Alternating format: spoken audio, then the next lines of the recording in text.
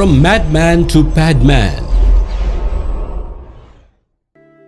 There was once a madman in the crazy industrial town of Coimbatore, down South India.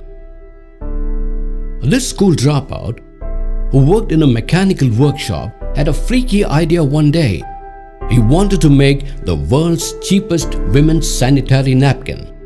His wife abandoned him, thinking he was a pervert. His mother left him thinking he was under the influence of black magic.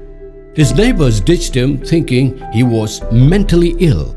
College girls ran away from him when he asked them they used sanitary napkins. They thought he was mad. Still a big-time failure, he somehow wanted to test his sanitary napkin.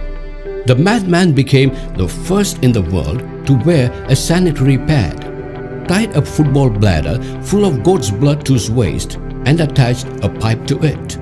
He then imported a cellulose sample from the US and later designed simple machines to make low-cost sanitary napkins.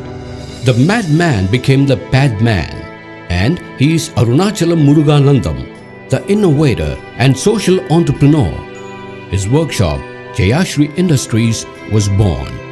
Menstruation hygiene management, women's attitudinal change towards the monthly periods, their empowerment and financial freedom became his objective. Today, girls flock to see him speak.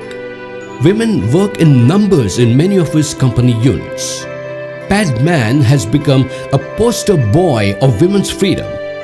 But never did the PadMan forget even once that his wife was just one of the 300 million Indian women who couldn't afford sanitary pads.